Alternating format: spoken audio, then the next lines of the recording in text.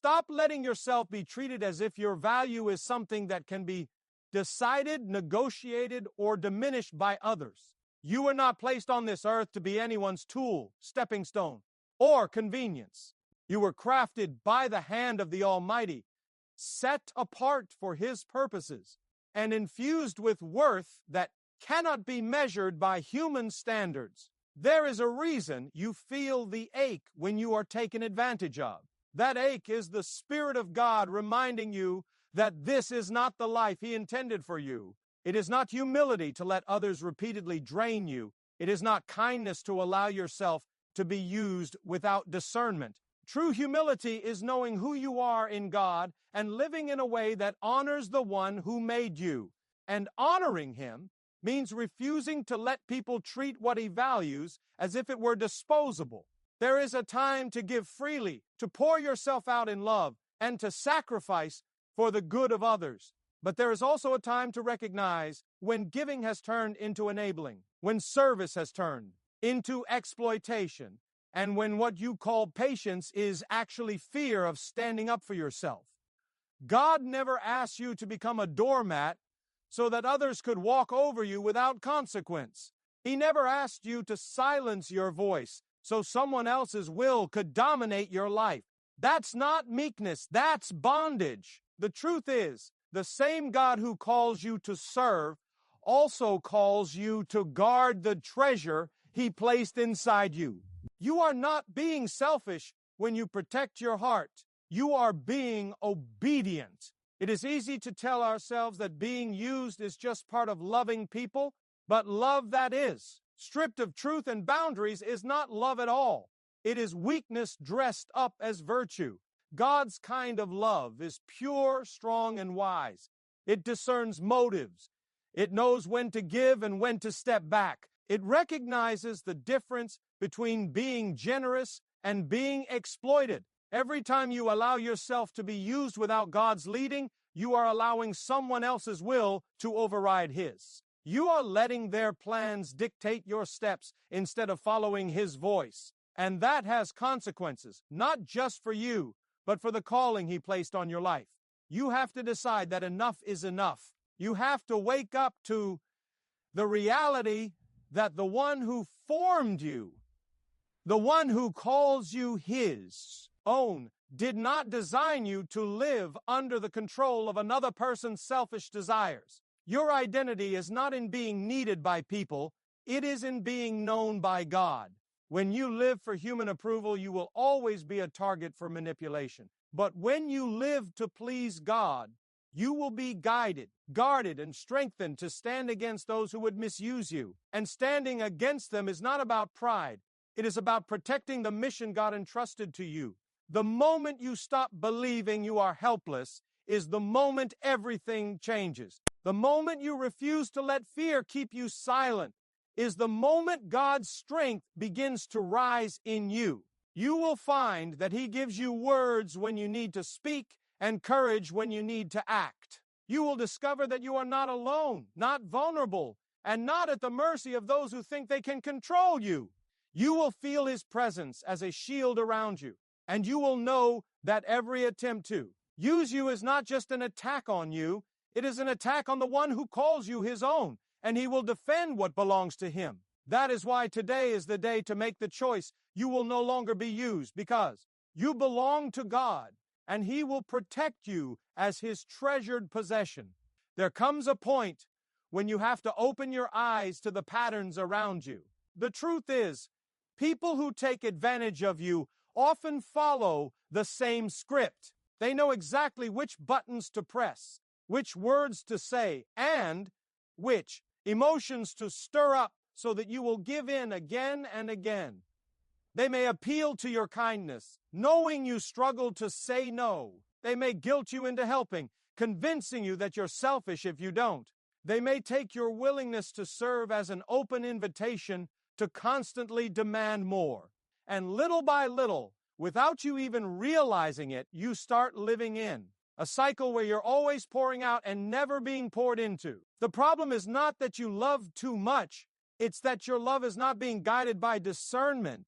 And discernment is what keeps love pure healthy, and aligned with God's will. If you pay attention, the signs of being used are not hard to see. You begin to notice that certain people only show up when they need something. You realize that conversations with them are one-sided. They take, but they never truly give. You feel drained instead of uplifted after interacting with them. You might even catch yourself making excuses for their behavior just to avoid facing the truth. But ignoring these signs does not make them go away. It only deepens the hold they have over your life. The enemy thrives in places where there is denial, and the longer you avoid confronting the reality, the more ground is lost. God calls His children to walk in truth, not in illusions. And part of that truth is acknowledging when someone's presence in your life is harming your spirit. Recognizing the pattern is not about becoming suspicious of everyone. It is about becoming wise. Wisdom does not harden your heart. It guards it. It teaches you to measure every relationship, every request, and every demand against the standard of God's will. If something continually pulls you away from peace, purpose, and obedience, it is not from God. When you start to see these patterns for what they are, you take the first step toward breaking free. You stop living as a target and start living as a steward of the life God has entrusted to you. And once you see the truth clearly, you can no longer unsee it. That awareness is a gift. It is God opening your eyes so you can walk in the freedom He always intended for you. You are not defined by what people think of you, by how much they take from you, or by how they treat you. Your worth was established long before anyone had an opinion about you. Before you were born, God declared that you were valuable, chosen, and loved. His word says you are precious in His sight and that He would give nations in exchange for you. That means your value is not something that fluctuates depending on whether someone appreciates you today or ignores you tomorrow. It is fixed, eternal, and rooted in the heart of the one who made you. When people try to use you, they are not just disrespecting you. They are disregarding the value God Himself has placed on your life. And no one, no matter how close to you they may be, has the right to redefine what God has already established. When you start seeing yourself through God's eyes, everything changes. You stop settling for scraps of attention because you realize you are already fully loved by the Creator of the universe. You stop letting guilt control your decisions because you understand that your life is a gift from God, not a resource for others to consume at will. You begin to walk differently, speak differently, and make decisions from a place of confidence instead of fear. And it's not because you've suddenly become proud or stubborn. It's because you finally understand that you are carrying something sacred. Your time, your energy, your mind, and your heart are all part of the treasure God entrusted to you. To waste them on those who only seek to use you is not humility. It is neglecting what God has placed in your care. The moment you accept God's truth about your worth, the chains others have tried to put on you start to fall away. The manipulative words lose their power. The subtle pressure to conform to someone else's agenda no longer sways you. And even if some people walk away when you set boundaries, you will stand firm because you know your worth does not depend on their approval. You belong to God, and He has already spoken over you. His declaration is final. His value on your life is unshakable, and His defense over you is certain. When you truly believe that, you will stop letting anyone treat you as if you were anything less than the masterpiece He created you to be. Silence can be a virtue when it is rooted in wisdom, patience, and peace, but there is a kind of silence that is dangerous, a silence that allows injustice to grow unchecked. When you see wrongdoing, when you feel the weight of someone misusing your kindness, and you say nothing out of fear, that silence becomes a tool in their hands. They take your lack of response as permission. They mistake your grace for weakness. And over time, the more you remain silent, the more their confidence in exploiting you grows. It's not just about the words you fail to say, it's about the space you allow them to occupy in your life unchallenged and unchecked. God calls His children to speak truth, not to live in quiet surrender to the will of others who do not honor Him. There are moments when silence feels easier because speaking up can be costly. You fear confrontation. You don't want to be misunderstood. You don't want to be seen as unkind or unspiritual. But truthfully, silence in the face of exploitation is not kindness. It is cooperation. Every time you choose to stay quiet when God is urging you to stand, you strengthen the grip of the one misusing you. You unintentionally teach them that your boundaries can be ignored, that your yes is automatic, and that your presence is always available at their convenience. But God's Word calls us to speak the truth in love. Love without truth is fragile and unhealthy. Truth without love can be harsh, but truth spoken with love is a weapon that breaks the chains of manipulation. Breaking the silence does not mean shouting or attacking. It means allowing God to give you the courage and the words to make your boundaries clear. It means letting His Spirit guide your tone so that you speak with both strength and grace. It means understanding that saying no can be as holy as saying yes when it aligns with God's will. And when you refuse to remain silent, you send a message, not just to the one trying to use you, but to your own heart, that you will no longer participate in your own mistreatment. That is when freedom begins to grow. It starts the moment you choose to honor God's voice over the pressure to keep quiet. And once you take that step, you will discover that your voice was never meant to be hidden. It was meant to carry truth that sets captives free, including yourself. There comes a moment in your walk with God when He makes it clear that standing firm is not an option. It is a command. His Word does not tell you to shrink back in fear or to bend under pressure. It tells you to put on the full armor of God so that you can stand your ground. Standing firm is not just about defending yourself. It is about protecting the assignment God has placed in your hands. When you allow yourself to be continually used, you are not only compromising your own well-being, you are allowing distractions to pull you away from the mission He gave you.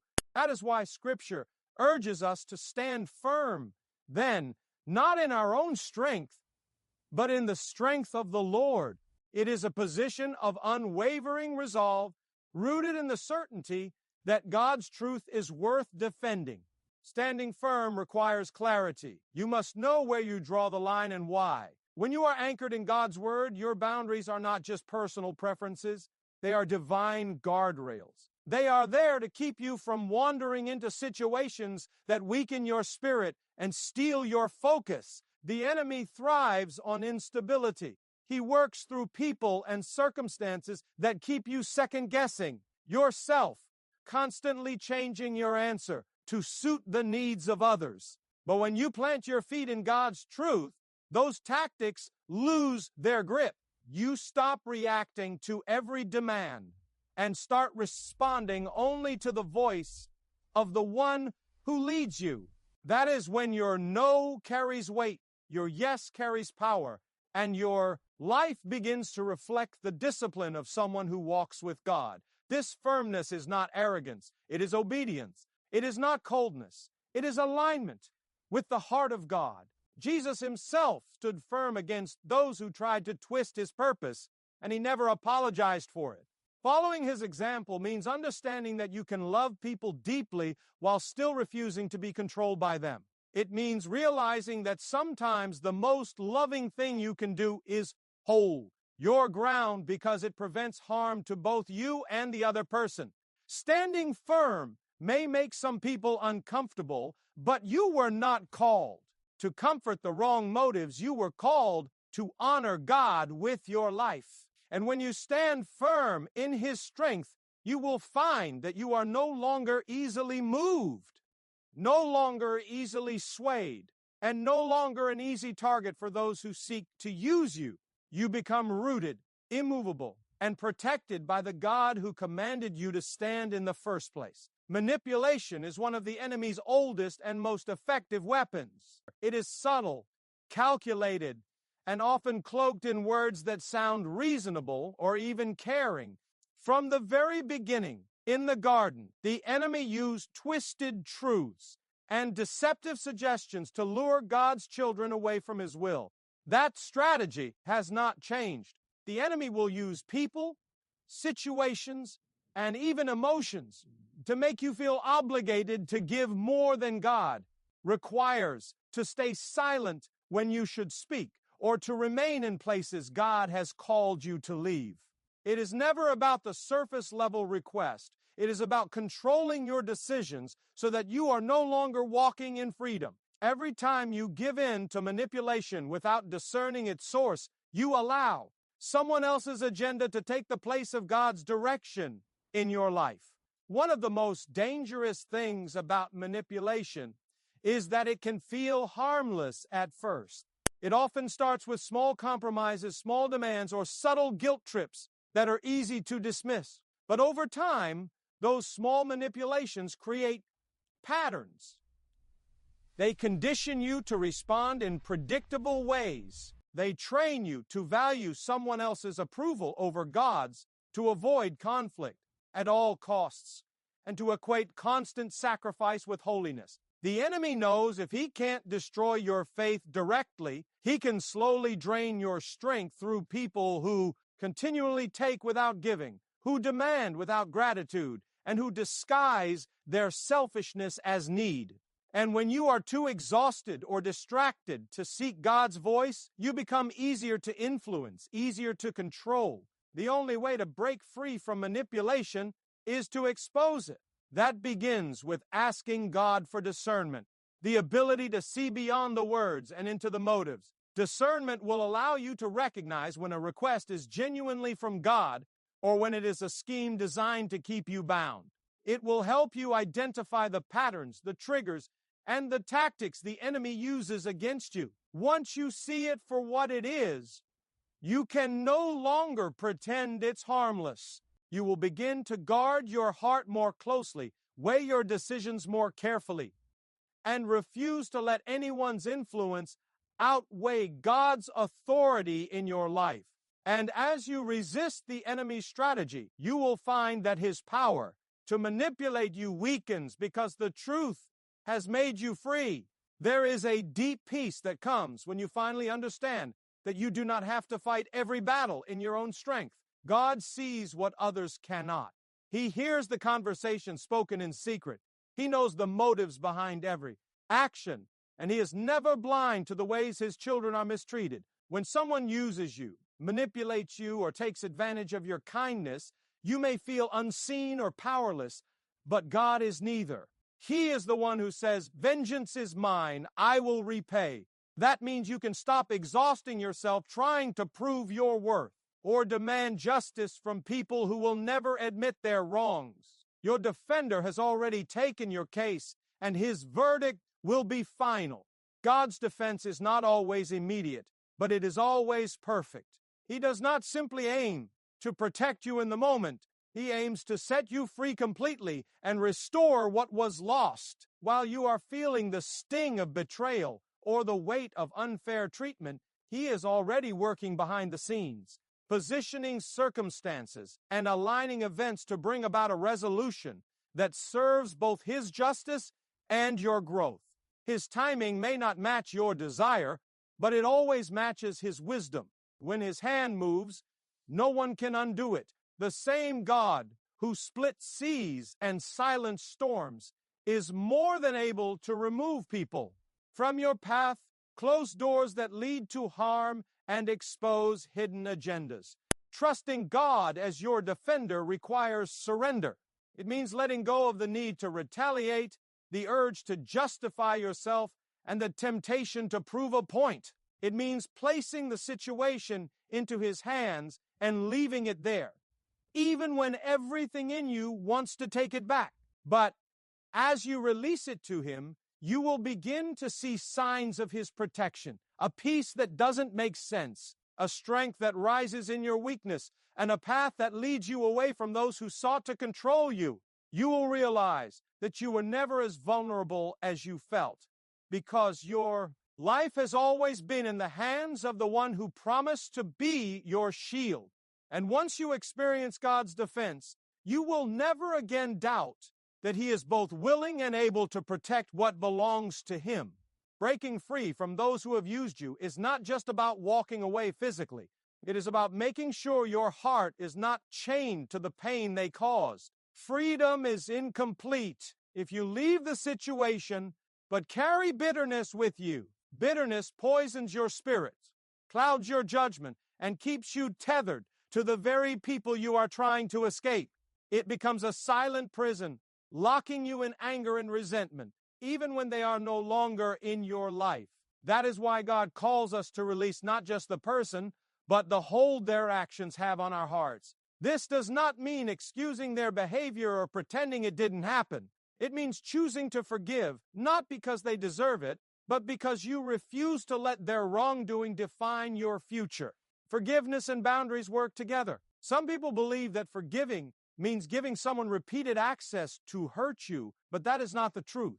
God's forgiveness cleanses the soul, but His wisdom teaches us to guard the heart. You can forgive someone and still say, "You no longer have permission to treat me this way." That is not revenge. It is stewardship of the life and purpose God has entrusted to you. By setting boundaries, you prevent the cycle from repeating. By forgiving, you prevent the wound from becoming a permanent scar on your soul.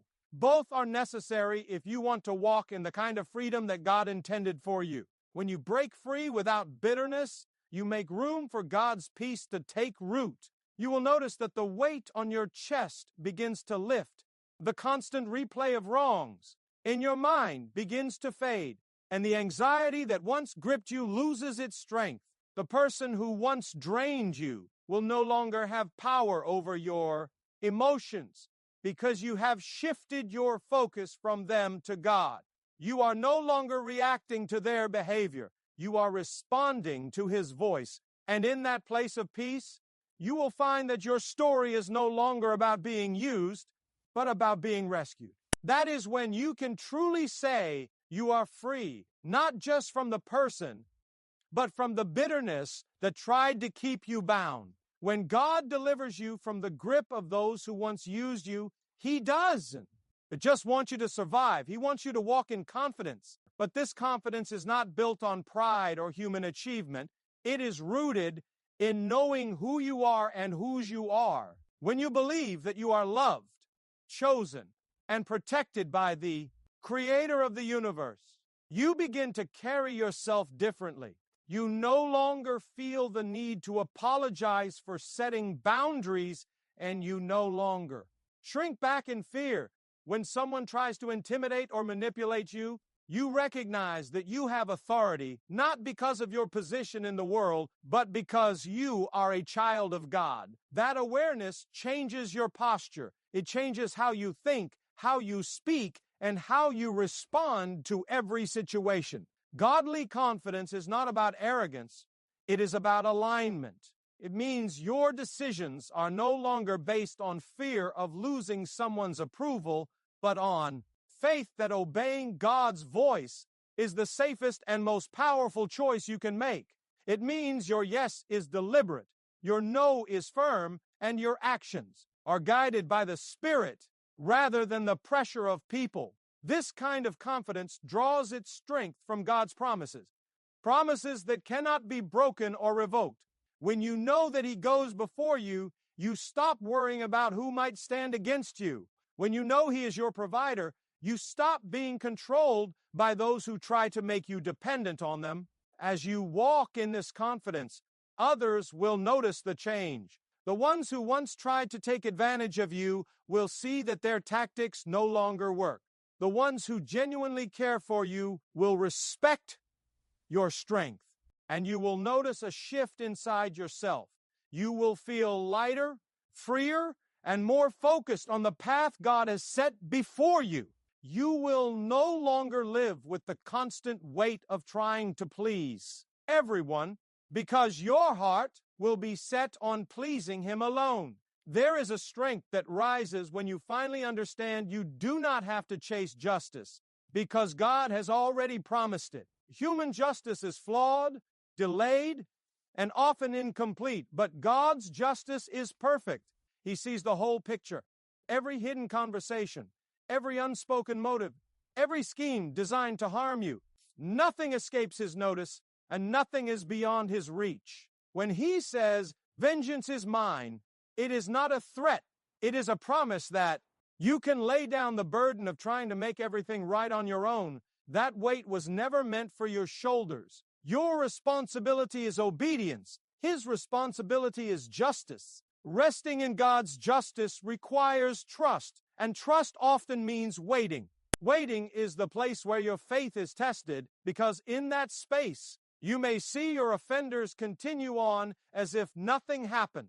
You may feel tempted to step in, to expose them, or to prove yourself right. But God's justice is not rushed, because He is not only interested in punishing wrongdoing, He is interested in shaping you through the process. Sometimes He delays action so that your character is strengthened, your faith is deepened, and your dependence on Him is solidified. When His timing arrives, the outcome will not only address the wrong done to you, but it will also reveal His power in a way that leaves no doubt that it was His hand at work. Choosing to rest in His justice frees your heart from the exhausting cycle of revenge. You stop replaying the offense in your mind. You stop wondering how you can make them see what they've done. You release the situation into the hands of the one who judges rightly, and you leave it there. This does not mean you ignore wisdom or refuse to protect yourself, but it means you no longer carry the need to control the outcome. And as you do, you will notice peace returning to your soul. You will be able to look ahead without constantly looking back. You will see that God's justice is not only fair, it is final. When He defends you, it will be in a way that removes all doubt, silences every false voice, and restores what was stolen from you. And in that moment, you will realize that waiting on Him was never wasted. It was the wisest decision you could have made. One of the greatest shifts you will ever make in life is deciding that God's approval matters more than anyone else's. Until that happens, you will always be vulnerable to being used, because people will sense that your decisions are shaped by their opinions. They will know that a certain tone, a certain look, or a certain word can sway you. But when your heart is anchored in pleasing God above all, the chains of people-pleasing begin to break. You no longer wake up asking, "What will they think of me?" but instead, "What will God think of this?" That single shift will change how you handle relationships, opportunities, and even conflict. It will keep you steady when others disapprove, and focused when others try to distract you from your purpose. Living for God's approval does not mean you stop caring about people. It means you care enough to obey Him, even when it disappoints them. Some will misunderstand your boundaries as pride. Some will label your refusal to be used as selfishness. But God sees the heart, and He knows the difference between arrogance and obedience. When you live for Him, you no longer have to defend yourself to everyone who questions you.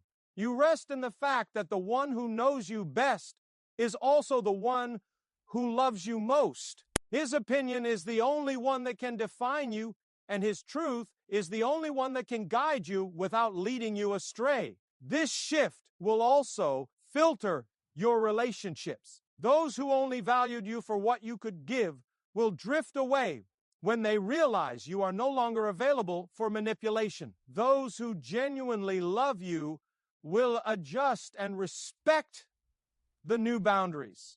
And while losing people may feel painful, it is often God's way of clearing space for the right voices in your life, voices that align with His will, build you up in faith, and help you walk out your calling. When your life is built on His approval, you will no longer be a prisoner to the shifting expectations of others. You will walk with a quiet strength, knowing you are already accepted by the one whose opinion will matter for eternity. And in that freedom, you will discover that God's approval is not just enough, it is everything. There comes a point when you have to draw a line in the sand and declare, no more. No more allowing others to drain the life God has given you. No more accepting treatment that diminishes your worth. No more living as if you belong to the will of people instead of the will of God. Today, you decide to walk in the identity He has given you, chosen, loved, and protected. You are not at the mercy of those who seek to use you, because you are under the covering of the Almighty. You are not defenseless, because your defender neither sleeps nor slumbers. And you are not weak, because His strength is made perfect in you. This is not a season for shrinking back. It is a season for rising up in the authority God has already placed within you. As you step forward, you do so with the knowledge that you are more than the mistakes you've made, more than the pain you've endured, and more than the lies you've been told about your worth. You carry the mark of someone who has been redeemed by the blood of Jesus. And that alone makes you untouchable to the plans of the enemy. The people who once saw you as easy to manipulate will see that their grip has been broken. The situations that once intimidated you will no longer control you. You will walk in peace, not because life has become perfect, but because you know who holds your life in His hands. That assurance will guard your heart against fear, your mind against doubt, and your spirit against defeat.